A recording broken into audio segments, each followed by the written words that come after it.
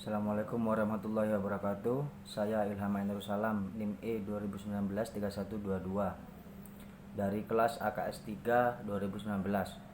Di sini saya akan menanggapi video dari Bapak Dr. Abdul Wadud Nafis, LCMII, yang berjudul Ekonomi Terbuka dalam Perspektif Islam. Jadi, ekonomi terbuka itu dapat dikatakan ekonomi 4 sektor yang perekonomiannya suatu negara itu terlibat luas dalam perdagangan antar negara. Jadi ini melibatkan negara-negara yang ada di dunia.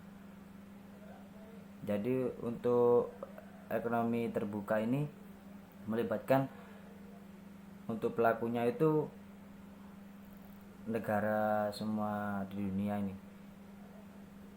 yang terlibat. Jadi untuk konsekuensi dari perekonomian terbuka yaitu dari segi ekonomi makro, ekonomi terbuka berarti ada pasar keempat dalam proses perekonomian, yaitu pasar luar negeri. Jadi tidak pasar lokal saja, melainkan pasar luar negeri atau melibatkan beberapa negara. Jadi itu adanya pasar luar negeri mempunyai konsekuensi yang lebih lanjut terhadap pasar-pasar lainnya. Khususnya ada konsekuensi penting yang menyangkut penyesuaian pengertian 3 konsep, yaitu permintaan agregat di pasar barang, yang kedua jumlah uang yang beredar dari pasar barang, ataupun yang ketiga harga barang atau jasa.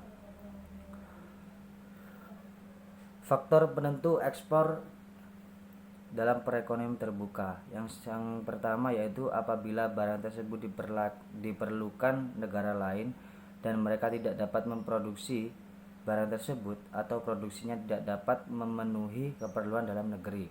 Yang kedua yaitu mutu barang. Yang ketiga yaitu cita rasa masyarakat LN terhadap barang yang diekspor.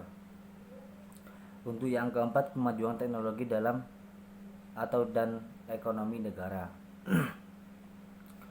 Jadi untuk perekonomian terbuka ini itu dapat mempengaruhi perekonomian dalam negeri. Maksudnya untuk naik turunnya perekonomian dalam negeri itu bisa juga dari ekonomi terbuka ini. Untuk perekonomian terbuka pada sistem ekonomi Islam menurut Manan dalam kurung 1997-288 Masehi. Prinsip dasar yang telah ditetapkan Islam mengenai perdagangan dan niaga adalah tolak ukur dan kejujuran, kepercayaan dan ketulusan. Sejarah telah membuktikan bahwa Islam telah menganjurkan perdagangan internasional. Jadi di dalam ekonomi Islam itu sudah dianjurkan dalam berekonomi atau mengikuti pasar terbuka, ekonomi terbuka untuk dalam ruang lingkup itu bukan nasional saja, jadi internasional.